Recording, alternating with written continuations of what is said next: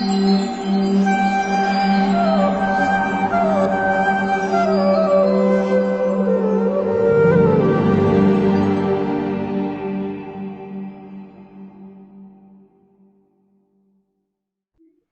रोते रोते अपनी मां के पास आए।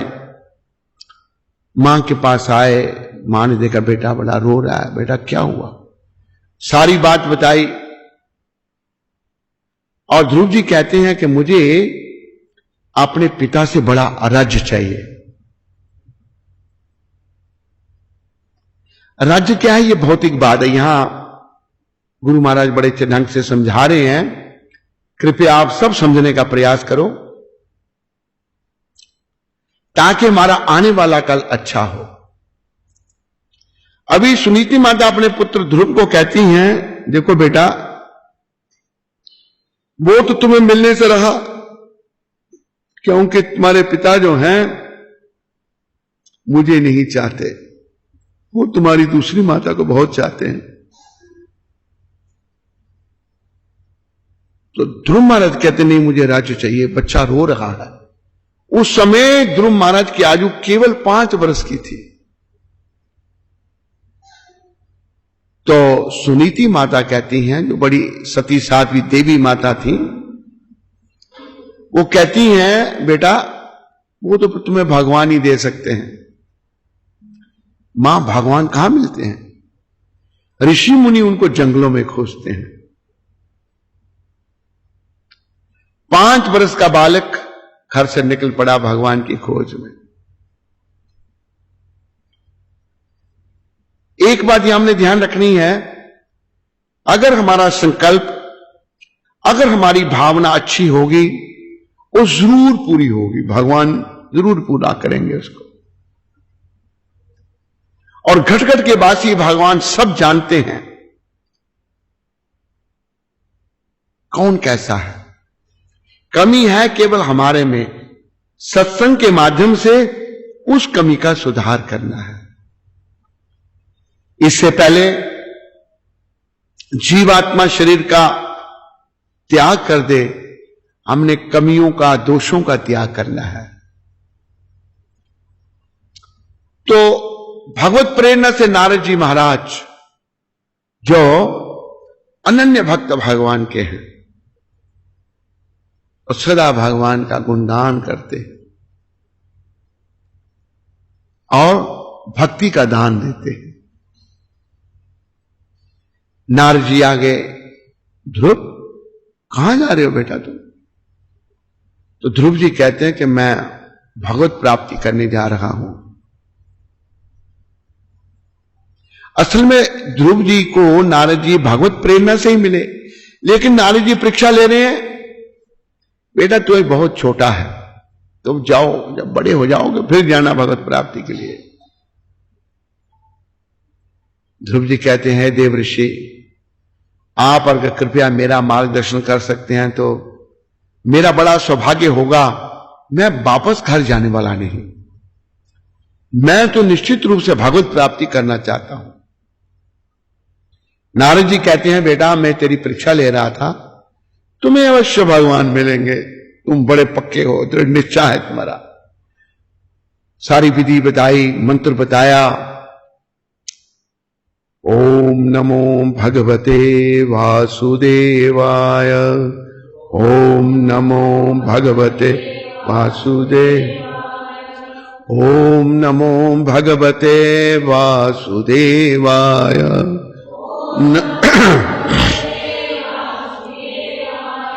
बेटा तुम जाओ इस मंत्र का जप करो। बताया कैसे कैसे क्या करना है। तुम्हें 6 मास के अंदर अंदर भगवत दर्शन होंगे। नारद जी को गुरु बना करके ध्रुव महाराज वन में चले गए। बड़ी घोर तपस्या की, पहले कंदमूल फल खाए वो भी छोड़ दिए, फिर पत्ते खाए वो भी छोड़ दिए, पानी पे रहे वो भी छोड़ दिया, फिर हवा पे रहे, फिर हवा भक्षण करना भी छोड़ दी, सांस बंद कर दिया। तो सारे ब्रह्मांड में जो है ना, ऐसे जैसे अंग्रेजी में कहते हैं सफोकेशन हो गई, सब घबरा गए, वह क्या हो गया। तो पता लगा भाई ध्रुव जी तपस्या कर रहे हैं। तो भगवान विष्णु रूप में उनके पास आए और 5 वर्ष के हैं ध्रुव जी। अभी वो कुछ बोलना नहीं जानते, क्या कहें। तो भगवान ने अपना शंख ध्रुव जी के यहां इसे स्पर्श किया। शंख स्पर्श करते ही ध्रुव जी जो हैं उन्हें सब ज्ञान हो गया। बड़ी सुंदर स्तुति उन्होंने भगवान की। भगवान कहते हैं बेटा ध्रुव, हम तुम्हारी तपस्या पर बड़े प्रसन्न हैं, वर मांगो। क्या वर चाहिए आपको? अभी यहां एक विचारने की बात है, कृपया सब इस बात को ध्यान में लाओ, सारी माताएं, सारे भक्त। ध्रुव जी कहते हैं प्रभु, मैं घर से निकला था एक टूटे हुए कांच की खोज में। वो टूटा हुआ कांच क्या था? राज्य। राज्य तो आज है और कल नहीं, कब तक कोई राजा राज करेगा, ये सब नश्वर है यहां पर। लेकिन प्रभु आप अनमोल रतन मुझे मिल गए, अभी वो मुझे टूटा हुआ कांच नहीं चाहिए। स्वामी कृतार्थोस्मि वरम न जाइचे। आपके दर्शन करके स्वामी मैं प्रसन्न हो गया हूं, मुझे अभी वर नहीं चाहिए।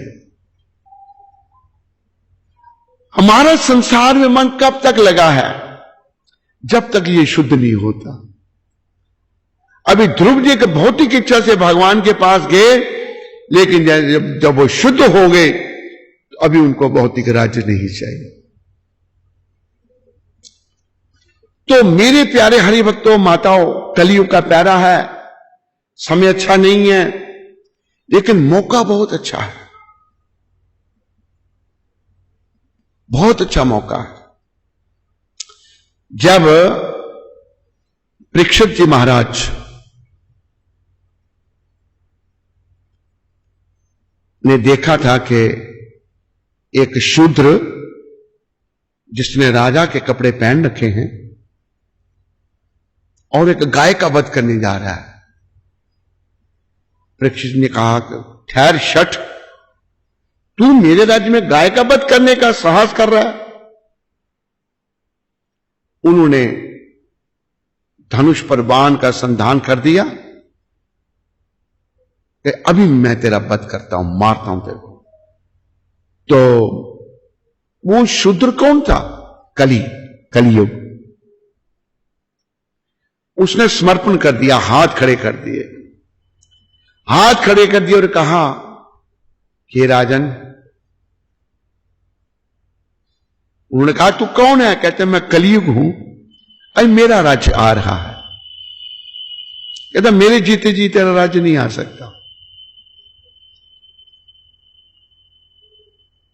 तो पहले भी ये प्रसंग आया था। अभी कलियुग कहता है कि महाराज, ये मेरा जो समय, पाप तो बड़े होंगे, पर मेरे राज्य के समय में अगर कोई भगवान का नाम लेगा ना, भागवत में वर्णन आता है, मेरे प्यारे हरि भक्तों व माताओं, भागवत सारे ग्रंथों का सार है। क्या वर्णन आ रहा है भागवत में? सुखदेव परीक्षित महाराज को क्या कह रहे हैं? कलो दोषे निधि राजन, अस्ति ही एक महान गुना, कीर्तनादेव कृष्णस्य मुक्त संगा परम व्रजे। हे राजन, ये कलियुग जो है ना, ये दोषों का खजाना है, निधि है, दोष ही दोष है इसमें। लेकिन एक इसमें महान गुण भी है। महान गुण क्या है? कीर्तनादेव कृष्णस्य, भागवत कह रहा है, केवल ये हरे कृष्ण कीर्तन करने से मुक्त संगा परम व्रजे, जीव को परम गति मिल सकती है। कीर्तनादेव कृष्णस्य मुक्त संगा परम। तो ये कलयुग का बहुत बड़ा गुण है। जैसे रामायण में वर्णन आता है ना,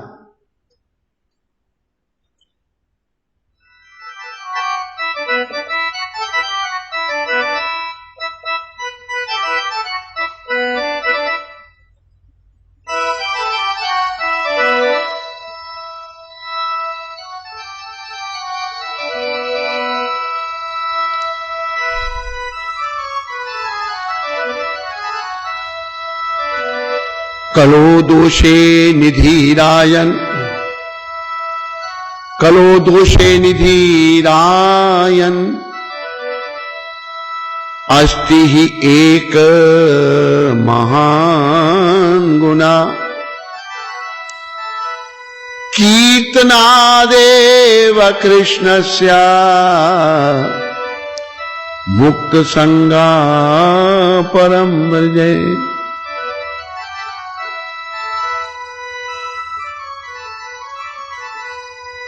कलयुग केवल नाम आधारा, सुमिर सुमिर नर उतरे ही पारा। कलयुग केवल नाम आधारा, सुमिर सुमिर नर उतरे ही पार। इस कलयुग रूपी भव सागर को पार करने के लिए बस एकमात्र नाम ही सहारा है। कलयुग केवल नाम आधारा, सुमेर सुमेर नर उतरे ही पारा। तो हम कलयुग के लोग जो हैं, कभी हम नाम आश्रय लें, हृदय से नाम को जपें। जैसे गुरु महाराज प्रवचन में कह रहे हैं, तोता जो है ना, तोता भी राम राम बोलता है, कृष्ण कृष्ण बोलता है, लेकिन जब बिल्ली आ जाए ना, तो तोता राम या कृष्ण कहने के बजाय टैं टैं टैं करेगा, राम कृष्ण नहीं बोल सकता। तोते की तरह नहीं, जब हमारा अंतिम समय निकट आ जाए, उस समय भी हम कृष्ण का सिमरन कर सकें, घबराएं नहीं, धीर धीर बन जाएं। भगवान ने कहा ना कि धीर तत्रा न मुह्यते। हम अधीर हैं, घबरा जाते हैं, क्योंकि मन हमारा संसार में लगा रहा, इसलिए संसार में मन लगा रहने के कारण हम अधीर हो गए हैं। पर अगर कृष्ण के चरणों में मन लगेगा तो हम धीर बन जाएंगे। अंते नारायण स्मृति, अंतिम समय जब आएगा तो भगवान का नाम हम ले पाएंगे। और भगवान ने अपने मुखारविंद से गीता में कहा है कि अंतकाले च मामेवा स्मरण मुक्त्वा कलेबरम या प्रयाति सम्मद भावम याति न सत यत्र संशय। अंतकाल में जो मेरा स्मरण करता हुआ शरीर का त्याग करता है, वो निश्चित रूप से मेरी प्राप्ति करता है।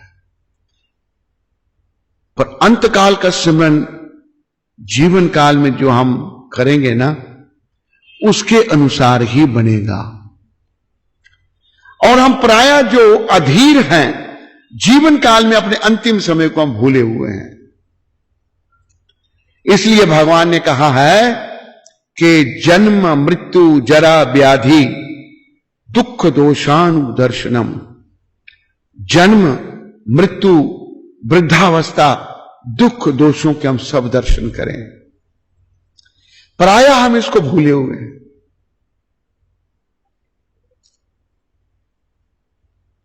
एक व्यक्ति बिल्कुल मृत्यु के निकट है, लेकिन वो भगवान को याद नहीं पा रहा, भगवान को याद नहीं कर पा रहा। एक परिवार दिल्ली में, ये वृद्ध व्यक्ति, उसका बेटा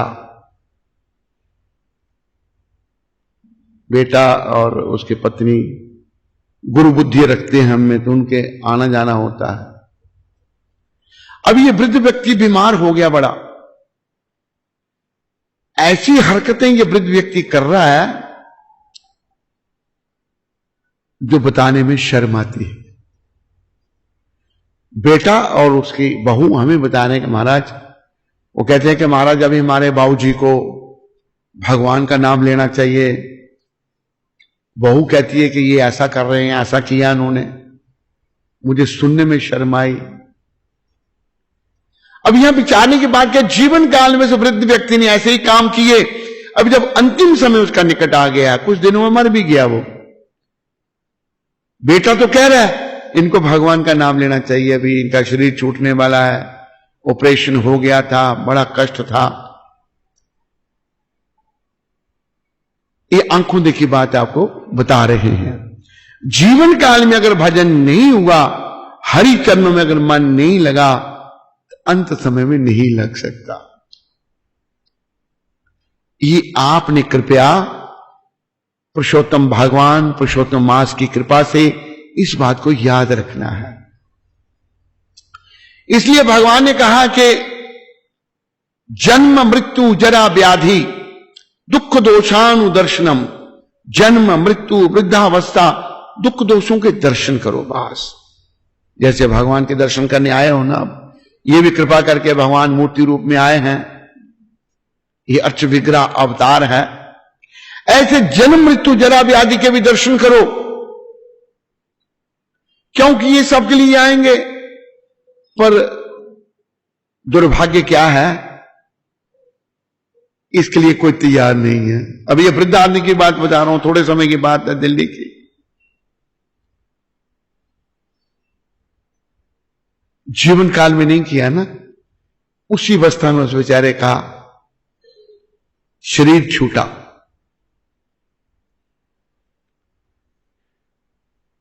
एक लघु कथा जो बड़ी शिक्षाप्रद है, आप कृपया इस कथा को ध्यान से सुने। एक राजा था, तो राजा के बहुत सारे मंत्री और अपने राज्य में उसने बड़े विद्वान लोग रखे हुए थे। कोई ज्योतिष शास्त्र का, कोई हस्तरेखाज्ञ, अनेकों विद्वान अपने राज्य में भर्ती कर रखे थे उसने। और राजा को इस बात का बड़ा गर्व था। राजा कहता था कि देवताओं के राजा जो इंद्र हैं, उनके पास एक बृहस्पति हैं, असुरों के राजा जो बलि हैं, उनके पास एक शुक्राचार्य हैं, और मेरे पास इतने विद्वान हैं। एक दिन राजा के मन में आया, राजा कहता है अपने मंत्री को कि मंत्री जी, मेरे दरबार में बड़े बड़े विद्वान हैं, लेकिन मैं अपने दरबार में एक मूर्ख आदमी को भी रखना चाहता हूं। राजा की इच्छा। तो मंत्री जी कहते हैं, अच्छा महाराज। उन्होंने विज्ञापन एक क्या कहते हैं, एडवर्टाइजमेंट दे दी कि राज दरबार में एक मूर्ख की जगह निकली है। तो आपको पता है कि राज दरबार में नौकरी मिलना का बड़ा, जिसे अंग्रेजी में कहते हैं प्रेस्टिजियस है, बड़ा वो सम्माननीय है। तो बहुत सारे प्रार्थना पत्र आ गए राजा के पास, मंत्री के पास, बहुत सारे, इतना ढेर प्रार्थना पत्रों का।